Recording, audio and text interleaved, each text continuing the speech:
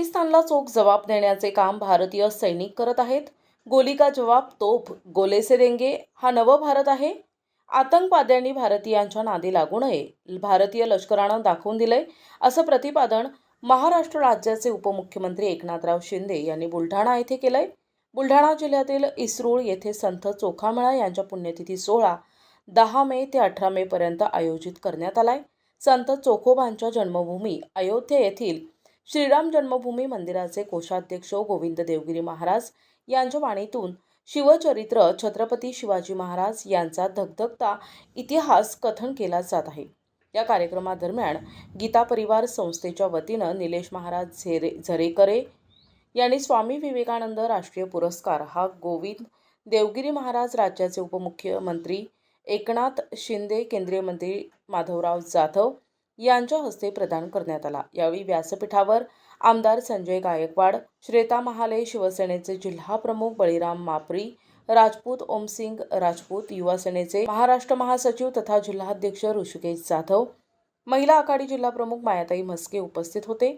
एकनाथ शिंदे पुढे म्हणाले की अडचणीत सापडल्यांना मदत करणं हे आपलं कर्तव्य काम केलं। मी समाज पंढरीचा कार्यकर्ता आहे, सत्ता पंढरीचा नाही। यापुढे मी समाजाच्या प्रत्येक कामासाठी सदैव तयार राहील।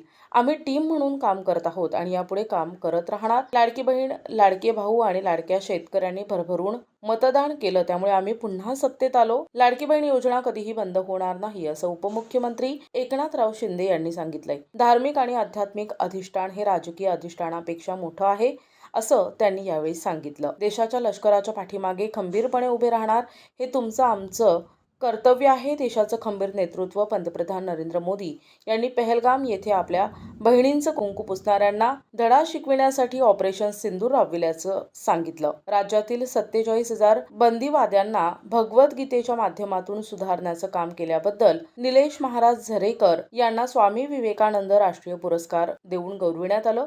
या कार्यक्रमाला वारकरी संप्रदायाचे सदस्य मोठ्या संख्येने उपस्थित होते।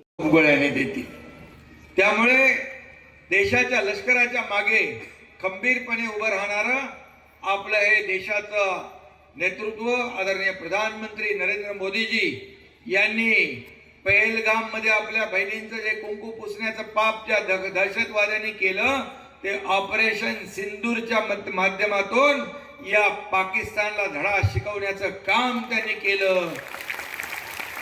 आणि म्हणून भारताच्या नादाला लागायचं नाही, आमचा नाद करायचा नाही हे सांगून टाकलंय। NTV news Marathi, Chikhli, Buldhana.